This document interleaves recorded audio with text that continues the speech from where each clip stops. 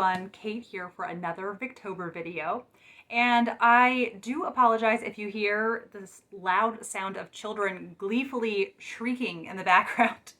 The boys are across the street at a neighbor girl's playing in a sprinkler and having a marvelous time. So I'm gonna try to make this quick while everyone is happy and getting along, and tell you about a little project I did in honor of October that I had a lot of fun with. And that was watching did I watch six?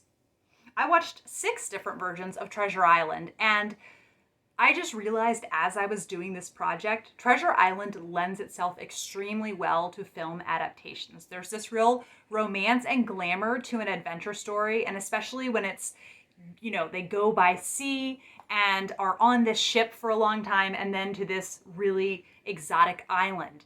And just, it was really fun to see all the different film adaptations and what a variety there was and all the liberties that some directors decided to make. The first one that I watched was from 1934, and this was one of my favorites. It's a really solid, good adaptation. It is really cozy in a way that movies from the 30s and 40s are, and it just had so much charm to it.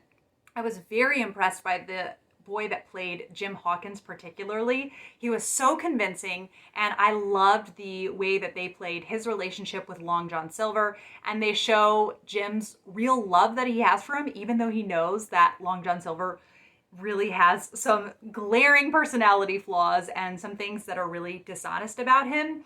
He's still very devoted to him, and just they have this special bond, and I love the complexity of Long John Silver's character.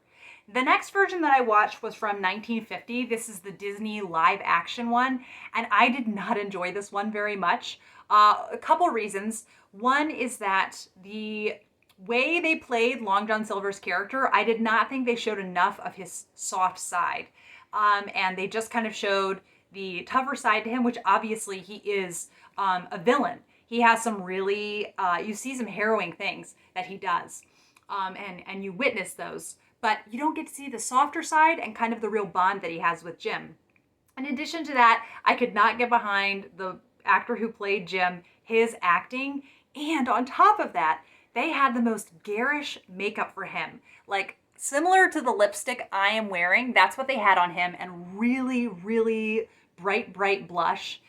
The makeup for the pirates, that was to make them look kind of like ethnically ambiguous. It was really awkward and just, I did not like it. And yeah, I was not a fan of this. I was bored with it. I was ready to be done and did not like it. The next one that I liked, and this ended up being another favorite, was from the year 2012. Wait, that is a lie. From the year 1990. And this one starred Charlton Heston. I can never remember which one it's supposed to be. And Christian Bale, little Christian Bale. I thought I had seen his youngest role in Newsies, but he's even younger in this. His voice hadn't even changed. And this is just a really lovely, solid adaptation. It's well done. I loved all the acting. I really liked the cinematography and the choices that they chose to make that were different from the book.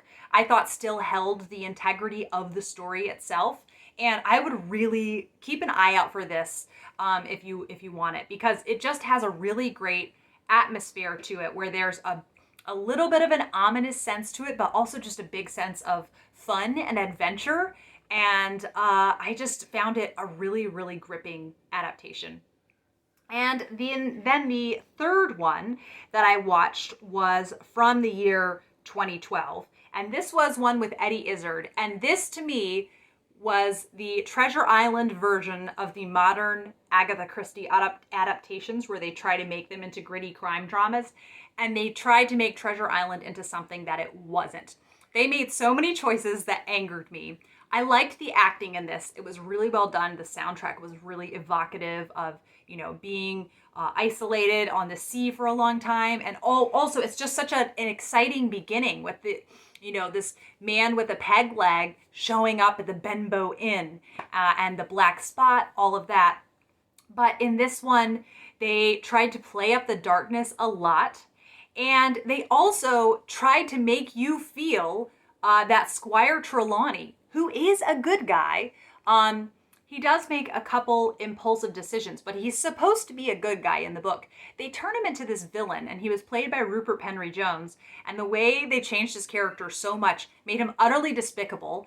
And the whole thing with Mr. Arrow in the book, he just disappears.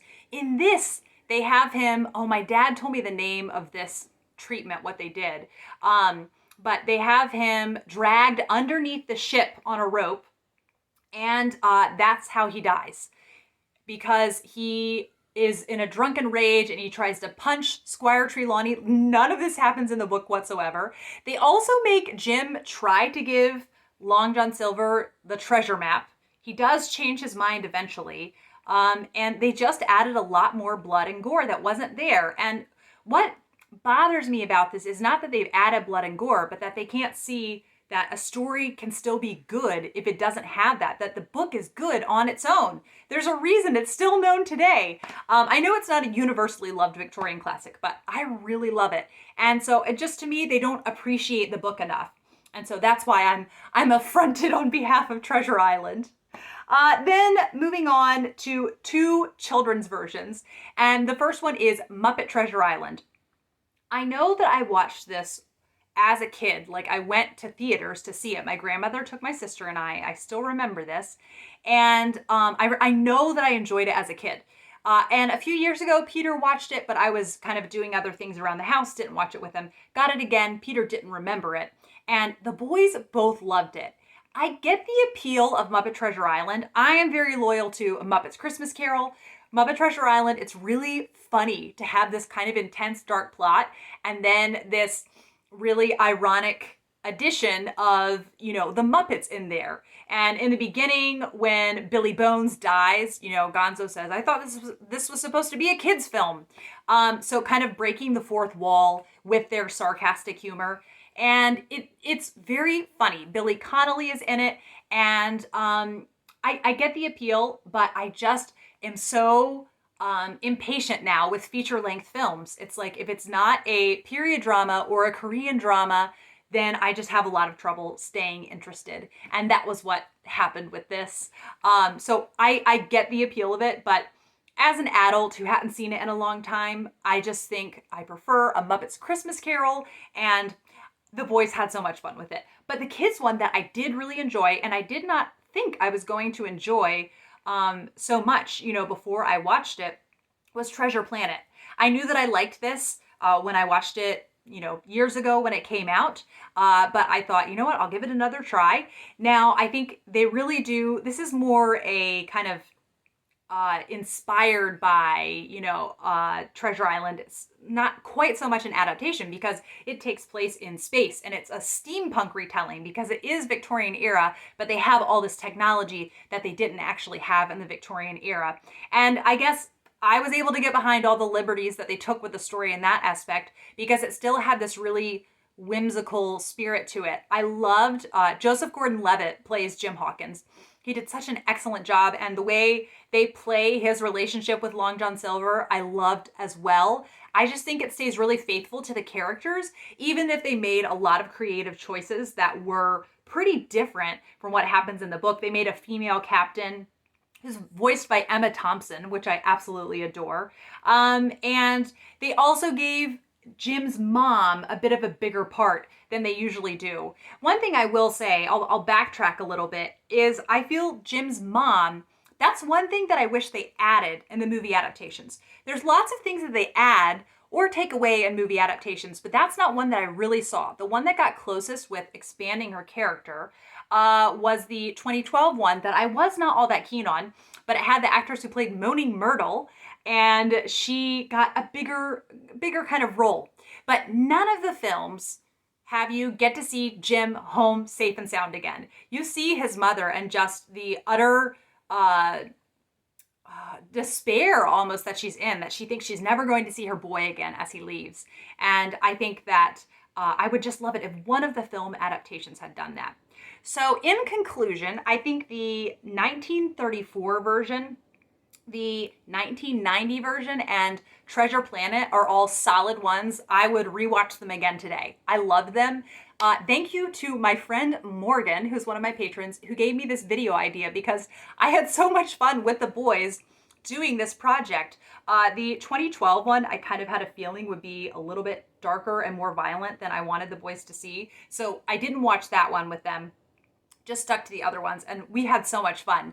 So thank you as always for watching. Let me know if you have seen any of these adaptations of Treasure Island. I think maybe this will be a Victober tradition. I'll just pick a different Victorian novel each year and watch all the film adaptations I'm able to get my hands on. Thank you as always for watching, and I'll be back with another video soon. Bye.